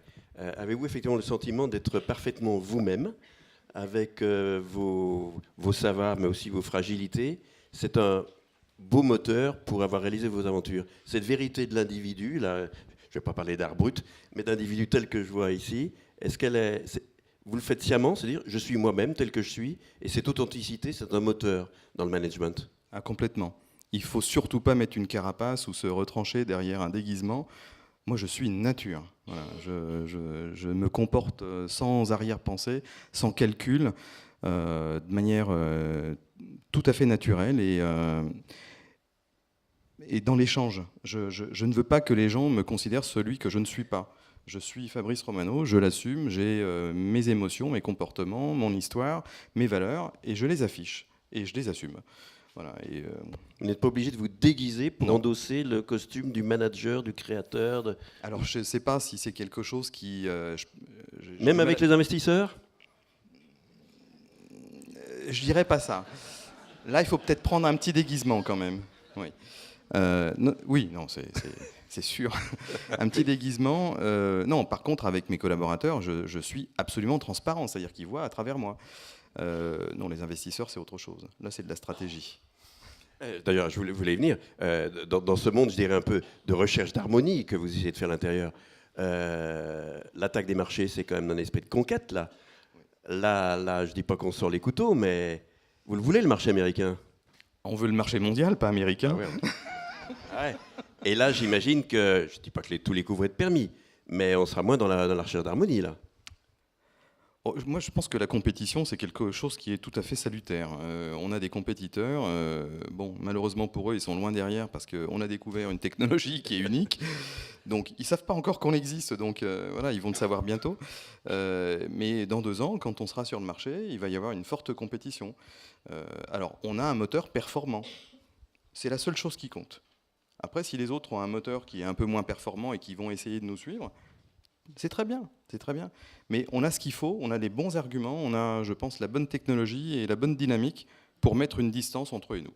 Et ça ne m'inquiète absolument pas. Et je sais, je reviens d'un congrès européen où il y avait le monde entier, en fait. Il y avait des Américains, des Chinois et beaucoup d'Européens. Et on a présenté notre concept à des médecins triés sur le volet, sous confidentialité.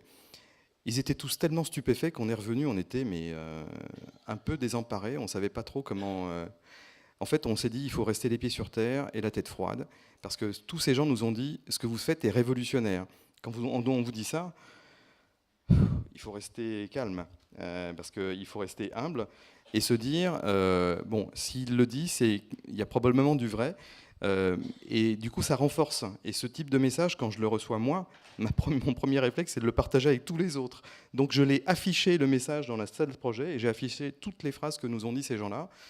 Votre truc, c'est fantastique, ça résout tous les problèmes, etc. etc. Et quand mes collaborateurs voient ça, ils se disent « Ah oui, d'accord ». Donc, voilà, c'est comme ça que je gère ce type de choses. À travers tout ce que nous dit Fabrice, je m'interroge sur effectivement les sources. Il y a le père généreux, il y a l'ambiance artistique. C'est à se demander, l'art s'apprend, il y a des écoles d'art, nous sommes dans une école de management. Quelle est la part, je l'ai dit, l'inné et l'acquis. Un artiste a fait ses classes, Picasso a eu sa période bleue et tout, avant les Demoiselles d'Avignon et autres. Est-ce que tout ça s'apprend ou alors il faut l'apprendre pour s'en affranchir? Platon disait que l'étonnement est à la source de tout besoin de philosophie. Et je pense que c'est la capacité de s'étonner des choses qui rend cette curiosité si intéressante, parce qu'elle donne la possibilité de trouver des solutions. Mais il faut d'abord pouvoir s'étonner. Il faut rencontrer les choses, rencontrer les gens, rencontrer des idées, s'en étonner et voir ce qu'on peut en faire. On disait tout à l'heure, je suis celui que je suis, je n'ai pas besoin de mettre un masque et tout ça. J'aurais envie de dire que des fois, on devient celui qu'on ne sait pas encore que l'on est et que ça se construit. Je vous donne un exemple. J'avais 25 ans, j'avais on dirait des masters aujourd'hui, c'était des licences à l'époque en poche, une en philosophie, l'autre en psychologie. J'étais en train de rédiger ma thèse, j'étais en formation à Paris pour devenir psychanalyste. Bref, je pensais que j'étais quelqu'un qui... j'avais l'arrogance de mes 25 ans et puis je pensais que je savais penser. Et puis, en me promenant dans les rues de Paris, j'ai rencontré pour la première fois de ma vie, physiquement, des galeries où l'on vendait de l'art africain, des arts traditionnels d'Afrique noire. Et j'ai regardé ce truc, et puis je me disais, ah oui, mais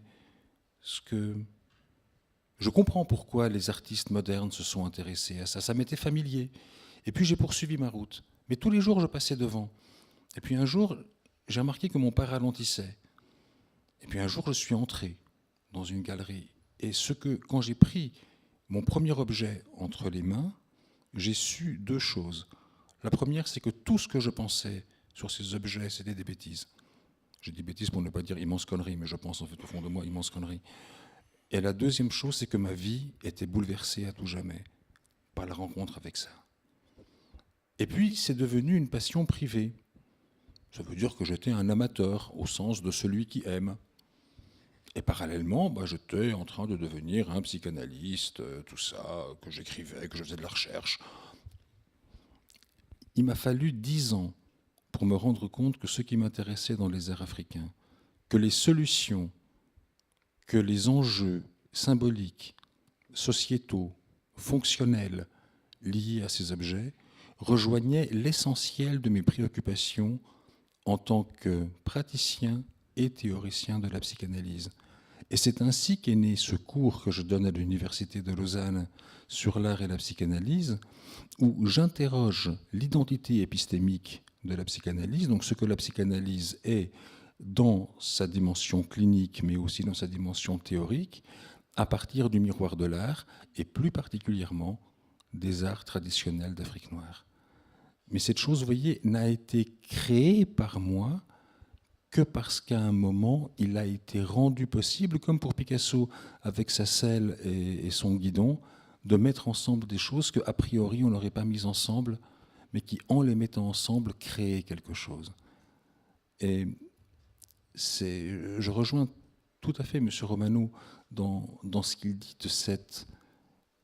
de cette création comme une chose qui participe d'un sens commun. S'il n'y a pas le sens, s'il n'y a pas l'évidence du sens qui donne envie de faire quelque chose, ça n'avance pas.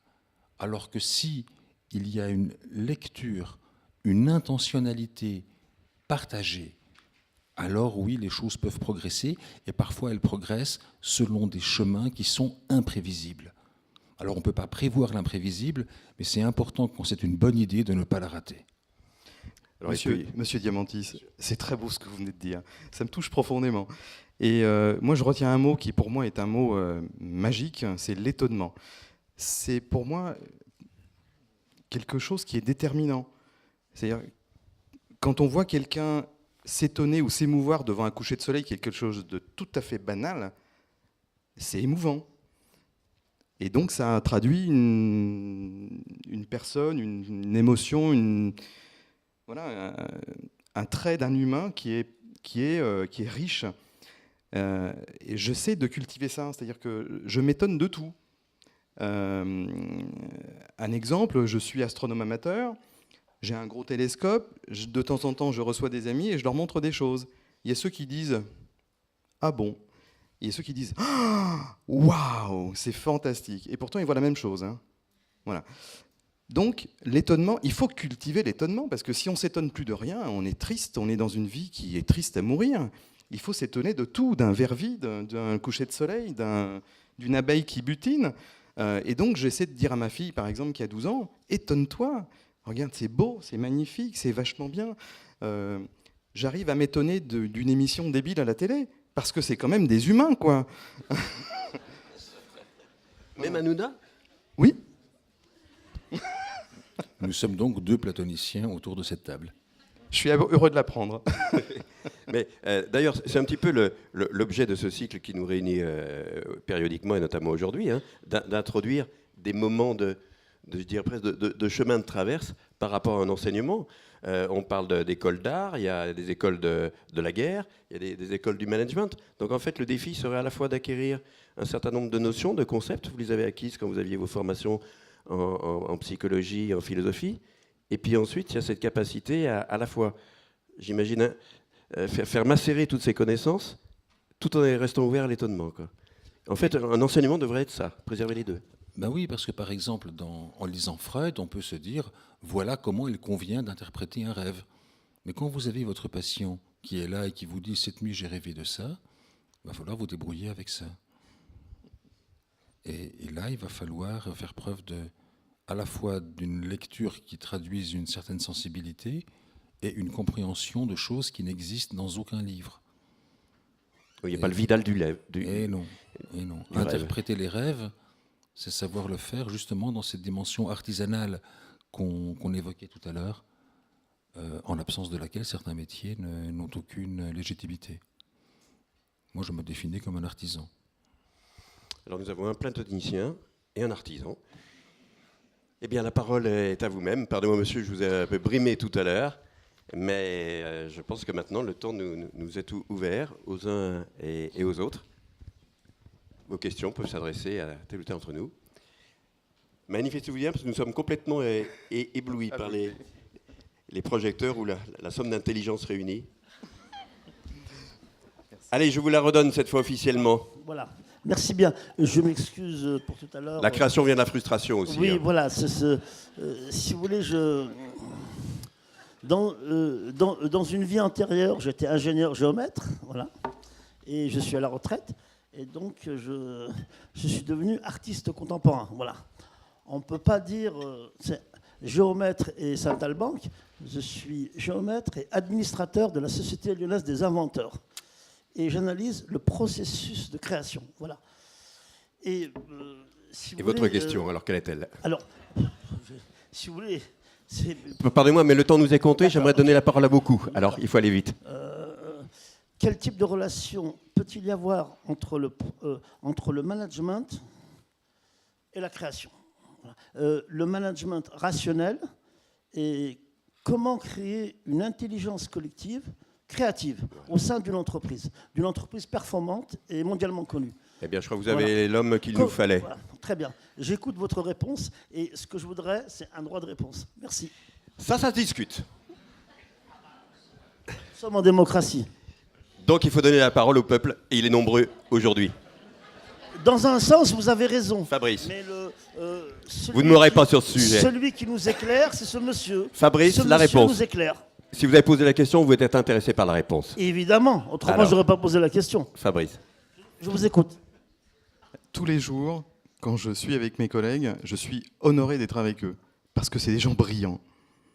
Ils m'étonnent, ils m'épatent, mais des fois je me sens tout petit devant des jeunes qui ont 27 ans, qui sont docteurs en physique, qui m'apprennent des choses à moi qui ai 55 ans. Je suis épaté. Et ils sont formidables parce qu'ils ont des idées brillantes, et moi je me nourris de ça. Et donc, je leur dis, je veux apprendre, explique-moi, dis-moi. Et donc, j'encourage les gens à s'exprimer, à donner des idées. Après, si on doit faire le tri, bien sûr, on ne peut pas prendre toutes les idées, mais toutes les idées sont exprimées. Parce que je suis là pour leur dire, exprimez-vous, quoi. Vous êtes des génies. Vous êtes des génies. Donc, toi, tu vas me dire pourquoi ça fonctionne comme ça. Et des fois, ça débouche sur, ah oui, mais attends, et si on fait... Et si, et si, et si. J'entends le mot, la phrase « et si » tout le temps. Donc, alors après, il faut faire le tri, c'est vrai. Mais souvent, les bonnes idées, c'est pas moi qui les ai, c'est les autres. De temps en temps, ce que je fais, c'est que je dis ça me semble un peu compliqué. Voilà, moi, j'aime bien la simplicité, j'aime pas la complexité. Ça, c'est pas adapté aux chirurgiens. Ça peut être dangereux pour le patient. Et ils comprennent. C'est pas ça, c'est idiot. Non, surtout pas. C'est très intelligent, mais c'est peut-être pas adapté. Mais donc, la créativité chez nous, elle est hyper collective. Ça, c'est sûr. Avec un droit à l'erreur? Oui. Oui, oui. Il n'y a pas de volonté de pas bien faire chez les gens. Ils expriment une idée et ils le font, encore une fois, parce qu'on partage tous les mêmes valeurs, ils ne le font pas pour flatter leur ego. Ils ne disent pas « j'ai une idée parce que je suis meilleur », ils disent « j'ai une idée parce que peut-être qu'elle est bonne ». Voilà. Et donc ça a beaucoup de valeur. Vous m'avez dit au téléphone une notion qui m'a fait penser à certains films américains. Je vous dis tout de suite. Vous m'avez dit pour moi, c'est un honneur d'être servi par des collaborateurs de qualité. Je pense à ces films où, à la fin d'une bataille terrible, il y en a 14 qui sont morts, il en reste 3, et il y a le chef qui dit c'était un honneur d'être votre chef. Là. C'est ce que disait Alexandre à ses guerriers quand il partait dans ses conquêtes. Il mourait, il leur disait c'est un honneur d'avoir combattu. Mais vous avez un a priori de confiance. Un a priori de confiance permanent, ça. A priori, parce qu'encore une fois, quand les gens me rejoignent, je sais qui j'ai en face de moi. Hein. Je sais que j'ai des combattants, j'ai des aventuriers qui sont prêts à mourir au combat, peut-être pas, mais quand même. Ils sont prêts à se lancer dans une aventure qui est longue, qui est fatigante, qui est complexe, qui est risquée. Chez nous, il n'y a pas la garantie de l'emploi. Hein. Si les investisseurs, dans un an, ne refont pas le plein, c'est terminé. Donc ils le savent, je leur dis. Mais n'empêche que beaucoup ont quitté leur région, ont quitté leur job, ils sont venus parce que chez nous, il y a ça. C'est extrêmement valorisant pour eux. Merci. Poursuis. C'est à vous, monsieur. Bonjour, Pierre Collerat, enseignant dans cette université. Je voudrais savoir ce que nos deux conférenciers pensent de deux comparaisons possibles. L'art de l'artiste, par exemple le peintre, et l'art de l'artisan, le cordonnier. Première comparaison. Et deuxième comparaison entre l'art du chef d'entreprise et l'art politique, l'art du prince de Machiavel.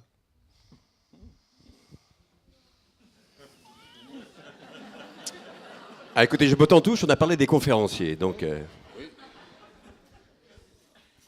Alors, pour l'artiste et l'artisan, j'ai l'impression qu'on en a parlé.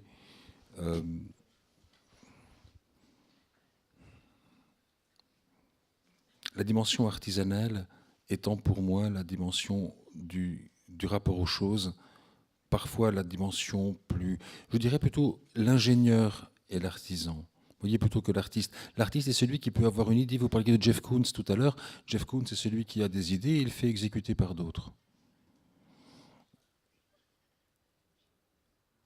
Je ne crois pas que M. Romano ait parlé dans ce sens-là.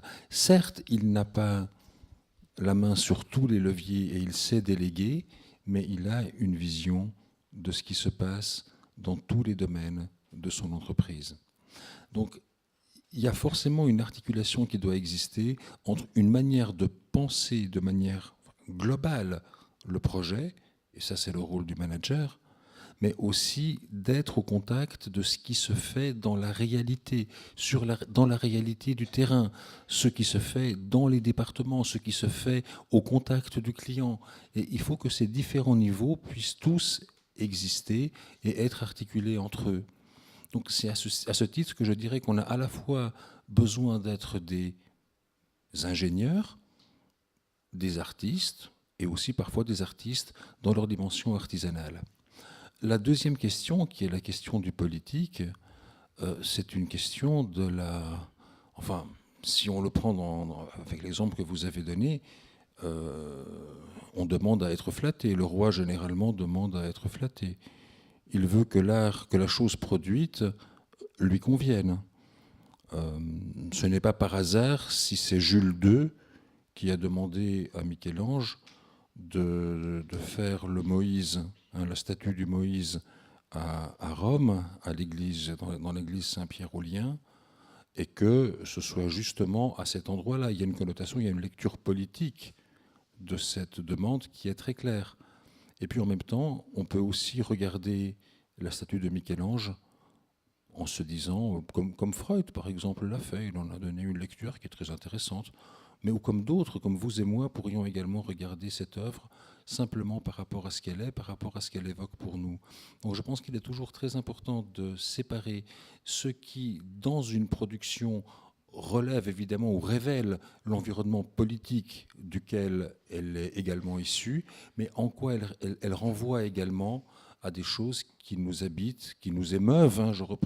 Je suis également un grand partisan de l'émotion, qui nous émeuvent, qui nous étonnent, et qui font écho parfois à des choses qui sont de réalité plus intime.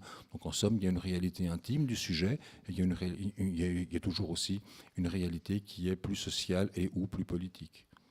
Voilà. Je ne sais pas si j'ai répondu à votre question par contre, mais j'aurais pas mieux.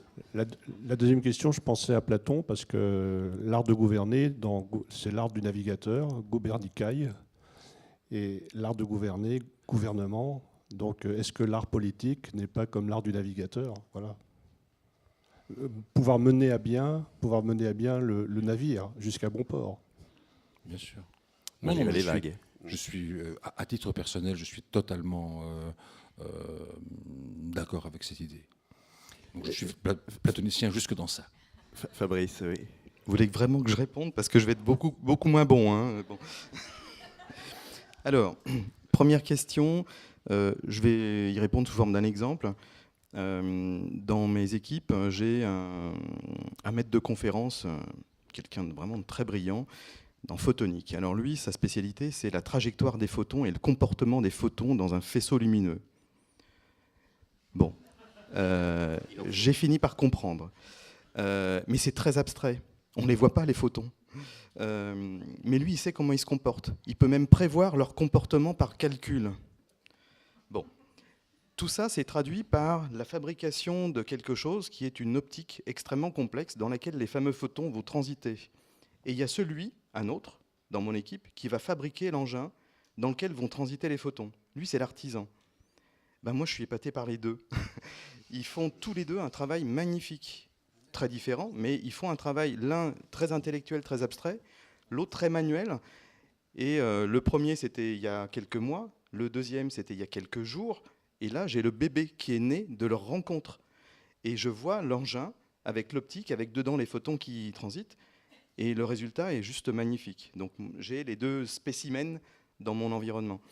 Sinon, je reprends pour la deuxième question l'image du navigateur. J'ai l'impression d'être un navigateur, c'est clair. Je suis dans un bateau ou une fusée. Je préfère naviguer dans l'espace si vous n'y voyez pas d'inconvénient. Donc, je donne le cap, c'est vrai. L'âge, l'expérience, la connaissance de la discipline, du milieu, des interlocuteurs, du client, du patient, du chirurgien, le cap, il est là. Après, les gens, ils suivent, ils comprennent que ça, c'est le cap. Ils apprennent un certain langage, un certain comportement, parce qu'il y en a qui viennent de l'automobile, d'autres de l'aviation. On est dans la médecine, on fait de la médecine. Donc une fois qu'ils ont appris le langage et qu'ils ont identifié le cap, on va tous dans le même sens. Peut-être juste en complément à ce que vous dites maintenant et aussi pour rebondir sur votre question, on a parlé de Platon, on peut parler des stoïciens aussi. La différence entre le petit et le grand logos, le petit logos, ce sur quoi je peux agir, ce qui est en mon pouvoir, le grand logos, ce qui est plus grand que moi et qui me dépasse. Donc la métaphore de la navigation, c'est accepter et avoir la sagesse suffisante de savoir qu'il y a des choses qui sont plus grandes que moi, des choses sur lesquelles je navigue, par exemple l'humain. Je le prends dans mon métier, qui est-ce que je suis, moi, pour pouvoir dire de manière définitive ce qu'est un rêve ou ce qu'est le fond de la psyché humaine. J'aborde la chose avec une extrême humilité, mais en même temps, tout en faisant preuve tout en acceptant d'être porté par cela, je suis également quelqu'un qui, dans la mesure de ses moyens, va développer ce qu'il peut en vue d'arriver quelque part. Et donc naviguer sur la mer, c'est à la fois avoir le gouvernail entre les mains, mais savoir également que la mer est là, qu'elle a sa profondeur et qu'elle a son humeur, qui, le grec que je suis peut vous le confirmer, domine toujours. Sur tous les jours de Meltem. Sur tous les jours de Meltem, vous avez raison. Nous poursuivons. Oui, bonjour. Ici. Voilà, je vous remercie. Ah, pardon. Bonjour, je m'appelle Didier Maillon-Bébada, plutôt apprenti philosophe, chercheur en sciences politiques. Au départ, vous avez parlé, en décrivant un peu l'artiste, de celui qui, contrairement aux autres, voit les choses pour leur donner du sens. Et cette philosophie du voir m'a rappelé un ouvrage que j'ai lu il y a quelques années, dont le titre était « Comme s'il voyait l'invisible ». Et l'auteur de cet ouvrage, en fait, c'est un prêtre dominicain, ouvrier. Et je voudrais demander, parce qu'il parlait de son expérience aussi, si dans l'art, vous voyez une dimension mystique et si cela peut vous inspirer quelques réflexions sur l'art managérial. Merci. J'imagine que la question s'adresse à moi. Mais je pense... Oui, mais pas que. Mais pas que. Bien. Allez. J'y vais. Bon. Bien. Sachant que j'attends aussi avec impatience cette réponse-là. Très bien. Bon, écoutez, ça devrait aller. Et vous n'avez que 2 minutes. C'est largement suffisant.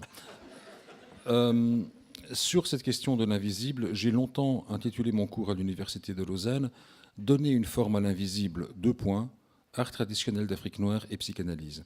Ça veut dire que le dénominateur commun, c'est l'invisible, la notion d'invisible. Ce qui ne peut pas être vu directement, mais qui est rendu pensable au travers des manifestations qui, elles, traduisent ou donnent à imaginer la présence de cette chose en amont de la chose visible. Donc, je suis forcément sensible à cette question de l'invisible. Je tiens néanmoins à préciser que je le suis de manière totalement laïque et que je ne donne absolument aucune, mais strictement aucune, valeur religieuse à la chose. Ceci traduit mon engagement personnel, daté, mais je respecte évidemment toute forme, toute personne souhaitant donner à cet invisible. Jung le fait avec l'inconscient collectif, d'autres le font de manière religieuse. Voilà, pour moi, ce n'est absolument pas une chose nécessaire, mais c'est une chose à laquelle on ne peut néanmoins être que sensible. J'espère avoir été suffisamment ambivalent et ambigu pour noyer le poisson, et je donne la parole à M. Romano. On peut peut-être attaquer par les croyances ou les convictions, alors. Alors, la dimension mystique de l'art, j'y ai cru. J'y crois encore, d'ailleurs. Parce que mon père, c'était exactement son cas. Lui, il allait chercher l'inspiration dans l'inspiration divine. Alors, je ne sais pas du tout comment ça fonctionne. Mais c'est ce qu'il disait, et voilà. Et je respectais tout à fait ça. Mais comme M. Diamantis, j'ai mes propres convictions qui sont aux antipodes de celle-là. Pour moi, l'inspiration, elle est humaine, avant tout. Voilà. Alors ensuite, pour ce qui est de l'invisible, la seule chose que je voudrais dire, c'est que l'invisible doit être rendu visible par l'artiste, mais c'est un petit peu ce que je fais en fin de compte, puisque la machine, elle n'existe pas au départ, c'est juste une idée, un concept un peu flou, ça devient de plus en plus net, et à un moment donné, il est suffisamment net pour que je puisse le décrire. Donc du coup, je le rends visible à mon entourage qui découvre quelque chose qu'il n'avait pas jamais vu auparavant. Voilà, donc rendre visible l'invisible, oui, ça marche aussi dans le management. Oui. Comme les photons. Comme les photons. Madame. Bonjour messieurs, merci beaucoup pour vos échanges extrêmement riches. Alors moi j'ai noté dans vos propos plusieurs mots qui ont sonné à mon oreille avec beaucoup de douceur parce qu'on les entend quand même pas beaucoup, qui sont harmonie, émotion, sensible, humain, faire sens. J'adore ce champ lexical. Donc j'ai 2 questions pour chacun, enfin une question chacun. Monsieur Diamantis, est-ce que vous pensez que nous sommes dans une société sensible, ou en tout cas qui est prête à intégrer justement des gens sensibles ? Et vous, Monsieur Romano, j'imagine que vous avez dû faire partie de clubs d'entrepreneurs, ou voilà, tous ces réseaux. Est-ce que vous vous sentez, donc là sur les 2, c'est la sensation que je vous demande, est-ce que vous vous sentez différent ? Et si on commençait avec vous ? Dire que je me sens différent, ça sonne comme étant quelque chose de prétentieux. J'ose pas le dire, mais je suis conscient qu'il y a une particularité, on va dire. Je ne suis pas différent, j'ai certaines particularités. Je me sens pas très à l'aise dans ces cercles d'entrepreneurs. Pas très à l'aise. J'y vais par politesse, par nécessité parfois, pour faire du networking, comme on dit. Mais bon, voilà, c'est pas ma tasse de thé, effectivement. Ouais. Vous l'avez bien perçu, je pense. Moi, j'aurais tendance à dire qu'il faudrait inverser la question, non pas se demander s'il y a un monde pour les gens sensibles, mais dire aux gens sensibles de rester ce qu'ils sont. Parce que s'ils renoncent à ça pour devenir ce qu'ils pensent que le monde attend d'eux, ils vont passer à côté à la fois de ce qu'ils pourront réaliser et de la forme de bonheur qu'ils pourront avoir, eux, en tant que sujet humain dans la vie. Voilà. Merci. Nous poursuivons. Oui. Bonjour. Simplement, nous ne vous avons pas encore repéré là-bas. La notion d'invisibilité, c'est quelque chose qui m'a touché. Je suis amateur d'art contemporain. Et quand Duchamp expose ce qu'on sait, on peut avoir une lecture différente. J'en propose une et je voudrais que vous puissiez réagir à ça. C'est quelque chose qui paraît absurde de présenter on va dire un objet de cette nature, et on peut se demander qu'est-ce que ça a comme rapport à l'art. Mais quand on voit les réactions collectives de l'époque, si on le ramène au moment où ça a été fait, c'est-à-dire après la guerre, est-ce que ce n'est pas une part d'invisible qui est exprimée au travers de l'absurdité de cette œuvre ? En tant que telle, l'absurdité du raisonnement des gens qui ont engagé des personnes dans la guerre et dans la mort. Et c'est une interprétation à laquelle je voudrais que vous puissiez réagir, savoir si pour vous, c'est quelque chose qui est entendable comme une expression d'une idée invisible qui s'oppose à une visibilité des choses reconnues par tous les gens qui sont dans la réflexion à ce moment-là. Vous allez voir que la réponse à la question va unifier tout le débat. Alors, je pense que vous faites référence à l'œuvre de Duchamp représentant un urinoir inversé. Tout le monde voit cette œuvre, vous voyez plus ou moins... Enfin, c'est un urinoir qui a été inversé, et voilà. Et ce que disait Marcel Duchamp, c'est que l'œuvre d'art appartient à celui qui la regarde. Ça veut dire que ce qui est rendu visible, ce qui est invisible, c'est notre propre regard. Regard, eye, take care, vous voyez qu'on est totalement dans... Le regard qui est ce qui permet de voir quelque chose et qui est rendu visible par la chose sur laquelle ce regard se pose. Donc vous voyez qu'on a le lien entre l'artiste, la philosophie de l'art, appelons ça comme ça, ou la réflexion sur l'art, mais aussi toute la question de qu'est-ce qui est vu. Et pour voir les choses, eh bien, il faut les rendre visibles. Et il y a l'interrogation en même temps sur qu'est-ce que je vois, quel est le sens de ce que je vois, comment je peux le voir, mais quel est le sens de ce que je vois. Et c'est cette porte immense que Duchamp a ouverte et qui en fait un artiste totalement majeur du XXe siècle, oui évidemment, parce qu'il nous amène à nous interroger non pas sur un invisible au sens nécessairement métaphysique du terme, mais sur un invisible qui est l'invisible de notre regard. Qu'est-ce que nous voyons quand nous voyons ?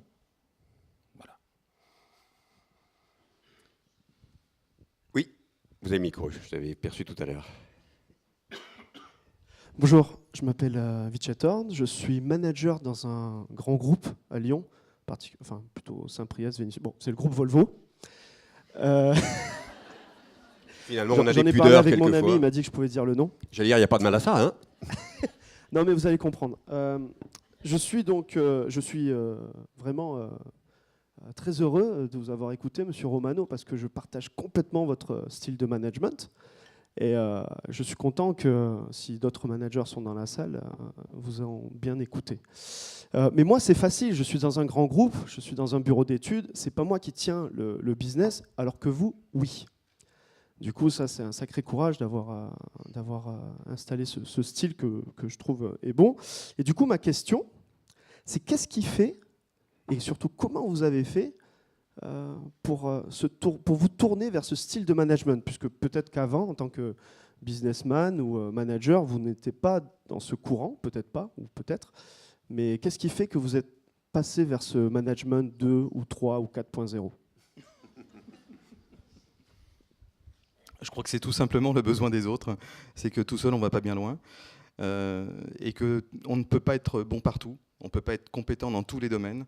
Moi, je suis vraiment d'une nature humble, même si j'ai un doctorat, mais je ne suis bon que dans mon domaine. Dès qu'on s'en écarte, je n'ai pas de valeur ajoutée.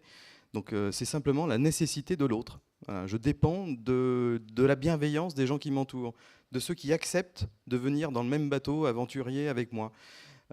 Et donc, grâce à ça, j'efface toutes mes craintes, tous mes doutes. De toute façon, on va y arriver, on est tous ensemble. Mais c'est vraiment le besoin de l'autre. Donc, besoin de l'autre, du coup, respect de l'autre. Vraiment, respect et profondément touché par toute cette énergie que tous ces gens déploient pour m'accompagner. Parce que oui, c'est vrai, je suis le patron. Peut-être qu'un jour, j'aurai un joli pécule. Grâce à ça, je voudrais le partager. Hier, je disais dans la voiture à un de mes collaborateurs, tu sais, tu fais un super travail. Il n'y a pas de raison que si cette boîte, dans quelques temps, vaut des millions, je sois le seul à en bénéficier. Donc, je vais te donner des actions. Voilà. Et tu les mérites. Et je t'en donnerai encore d'autres l'année prochaine. Voilà. Donc, moi, c'est le besoin de l'autre qui me fait avoir ce comportement vis-à-vis de mes collaborateurs. Merci. Et je partage. Et sinon, quel conseil pourriez-vous me donner si jamais j'avais envie d'emmener mes collègues managers vers ce courant ?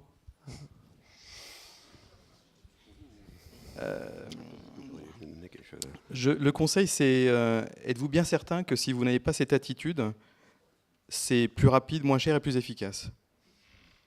Je ne suis pas du tout certain de ça. L'équation est difficile. L'équation est très très difficile. Moi, je suis convaincu du contraire. Et jusqu'à présent, ça ne m'a jamais posé de problème. Donc, ben, dites-leur qu'il y a au moins un exemple où ça fonctionne. Voilà, la recherche de la performance en effaçant l'humain, ça c'est un truc qui m'exaspère. Je ne peux pas supporter. Voilà. Donc par contre, passer du temps avec les gens, etc., les remercier, les valoriser, les gratifier, ok, c'est peut-être, ça enlève peut-être un peu de marge, ça fait peut-être prendre un peu plus de temps, c'est peut-être un peu moins, je sais pas, traditionnel. Oui, mais qu'est-ce que c'est bien. Parce que les gens, ils n'ont pas envie de partir dans notre boîte. Ils donnent tout, quoi. Moi, je suis toujours étonné le soir à 18h30 de dire, mais qu'est-ce que vous faites encore là, les gars? Et c'est l'heure de rentrer chez vous. Voilà. J'aime bien. Merci. Merci. Nous allons prendre une dernière question. Qui a le micro, prêt à la dégainer? Hop. Eh bien, ça sera vous. Le micro vous arrive. Ah, il y en avait une avant-dernière. Bonjour, Bruno Janot, je suis à la fois manager de transition en ce moment, mais ça fait 40 ans que je pratique le management dans des entreprises de 15 à 15 000 personnes, et en tout genre, industriel. J'aimerais être un peu provocant, parce que là, on a beaucoup dérivé sur l'art, alors c'est intéressant. C'était comme un peu le thème du jour. C'était... Oui, mais je corrige un petit peu, c'est qu'au début, vous nous avez dit que vous aviez eu un cycle sur l'art et le management, en parlant de l'art, et là, vous nous invitiez pour parler de l'art du management. Donc moi, j'aimerais réaborder, vous l'avez abordé un petit peu tout à l'heure, le management pratique dans une entreprise. Aujourd'hui, moi, je suis choqué par la façon dont les managers appliquent des règles, des théories, sans les comprendre.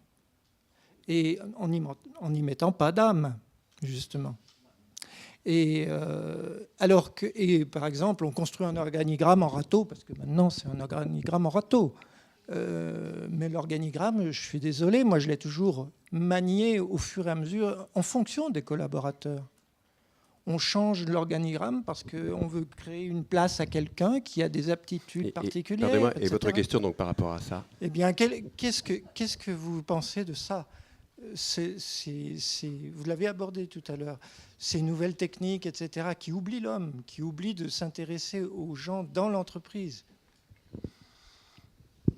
L'application des normes, des procédures, des process. Je n'applique aucune règle. Je n'ai rien appris à ce sujet. Pour moi, c'est spontané. Ça tue la créativité. Oui, clairement, oui. Oui. Donc, j'ai absolument pas appris sur les bancs de la faculté à faire du management. J'ai appris à soigner des chiens et des chats. Et à faire de la science. Et à m'ouvrir l'esprit à toutes les sciences. Et à écouter les gens qui me parlent. Et à me nourrir de leur savoir. Donc, voilà, je suis dans le partage, mais dans le respect de l'autre. Et ces manières de manager où on respecte des règles et où on doit absolument appliquer un schéma qui est un, alors qu'il y a des millions de cas différents, me paraît complètement idiot. C'est comme en médecine, chaque patient est différent. Si on applique à tous les patients la même thérapie, on les tue. Donc pour moi, c'est évident. Je n'applique pas de règles, alors peut-être parce que je ne les ai pas apprises, mais parce que pour moi, ça ne se fait pas comme ça. Ça se fait dans la spontanéité et dans la sincérité, dans la vérité, dans l'humanité. Le lean, par exemple. Pardonnez-moi, nous arrivons, il ne nous plus que 3 minutes et encore une question à prendre. Et donc c'est par le respect de notre questionneuse. Oui, bonjour. Donc, je m'appelle Oriane Baldassar, je suis étudiante en école de commerce en alternance, peut-être futur manager. Donc voilà, j'ai vu toute votre attitude très humaine dans tous les rapports que vous entretenez et votre sensibilité que vous avez développée depuis très longtemps. Mais je voulais savoir si est-ce que ça vous avait suffi pour adopter ce système de management. Avez-vous quand même fait des erreurs et des faux pas? Quels étaient-ils et qu'en avez-vous tiré? Hein, c'était la dernière. Elle est gratinée, celle-là. Vous viendrez me voir tout à l'heure. Oui, je ne suis pas infaillible. Hein, et je le dis ouvertement, je ne suis pas infaillible, je fais des erreurs, je suis un humain. Oui, j'ai fait des erreurs de recrutement. Ça m'est arrivé. Aujourd'hui, je dois en être à une centaine de recrutements, parce qu'avant à Itaker, il y en a une autre, je vous en ai pas parlé. Oui, des fois, je me suis trompé. Et en fait, le problème que j'ai de temps en temps, c'est que quand je fais confiance, je fais totalement confiance. Et ça peut jouer des tours. Donc je suis pas du tout parano et je n'ai pas du tout l'esprit occupé par le doute. Voilà, si je travaille avec quelqu'un et que je considère que c'est la bonne personne, c'est à 100% la bonne personne. Et je fais confiance. Très souvent, ça se passe bien. Mais des fois, ça ne se passe pas bien. Voilà, c'est comme ça. Alors, je m'en aperçois en cours de route. Alors, c'est vrai que c'est un peu difficile parce que j'aime pas me séparer des gens. Et je considère que c'est ma faute. Voilà, parce que je n'ai pas vu qu'il y avait autre chose. Alors, c'est peut-être un peu naïf parfois, mais oui, ça m'est arrivé. L'autre danger, c'est de... la générosité, c'est bien, mais il faut savoir la doser avec un curseur, parce que si vous donnez trop, ou de manière sans discernement, bah, ça peut être mal interprété. Et du coup, ça peut devenir un dû. Et du coup, c'est moins considéré comme une gratification, c'est considéré comme un dû. Du coup, il n'y a pas de reconnaissance. Donc il faut faire attention à ça. Alors il ne faut pas le calculer non plus, parce que je ne donne pas pour qu'il y ait de la reconnaissance, je donne juste pour qu'il y ait un équilibre, un sentiment d'échange et d'équilibre. Voilà, mais voilà, ces deux exemples me viennent à l'esprit, et j'ai certainement fait plein d'autres fautes. Vous m'avez parlé d'une entreprise avant, Itaker, ACC, Keranova, oui. Et j'imagine que vous êtes déjà à l'après Keranova. Autrement dit, oui. Vous aimez et vous savez créer, faire émerger, mais ensuite, vous avez besoin d'aller voir ailleurs. Alors, pas qu'ensuite, pendant. Cette semaine, j'ai accompagné 4 startups. J'en vois encore une ce soir. Bon, quand on est celui que je suis, en toute modestie, après tout ce qui s'est passé, Itaker, Keranova, etc., parfois les unes des journaux alors qu'on veut pas. Bref, on est quand même, on cristallise l'attention. Et donc il y a beaucoup de gens qui m'appellent et donc je ne peux que répondre favorablement à toutes ces personnes qui ont besoin de conseils, qui ont besoin de partager mon expérience. Et donc dès maintenant, et ça fait des années, en fait je ne peux pas ne pas répondre à quelqu'un qui me dit comment on fait pour lever des fonds, ou j'ai envie d'aller sur le marché, c'est quoi le parcours? Je ne peux que consacrer un peu de temps à tout ça. Donc ça, c'est en ce moment. Après Keranova, oui, il y aura un après Keranova, parce que comme je l'ai dit tout à l'heure, ou pas, je ne sais plus, à Itaker, j'en suis toujours un actionnaire principal, mais je ne suis plus opérationnel. Mais cette entreprise fonctionne. C'est mon bébé. Il n'est pas orphelin, je suis toujours vivant, mais quelqu'un d'autre s'en occupe. Mais à un moment donné, on ne peut pas écrire l'histoire de A à Z. Ce n'est pas comme un roman, hein. Il faut s'arrêter en cours de route, parce qu'après, on est bon au début, mais quand on n'est plus bon, il ne faut plus rester. Il y a quelqu'un de meilleur que vous qui peut prendre la suite. Donc, qui est dans l'art d'exécution, lui. Bien sûr. Et donc je sais que Keranova, une fois que ta machine sera au point, qu'elle fonctionnera, on fera du chiffre d'affaires, un businessman va prendre ma place. Et c'est pas péjoratif, businessman. Hein. Puis vous ennuyeriez. Peut-être. Merci immensément de vos interventions.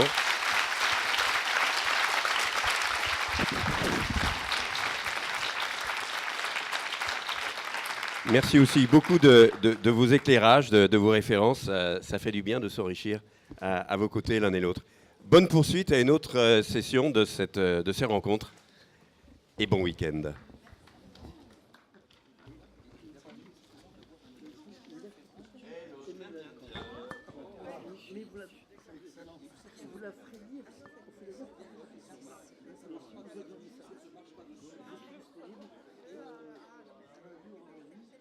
Non, je fais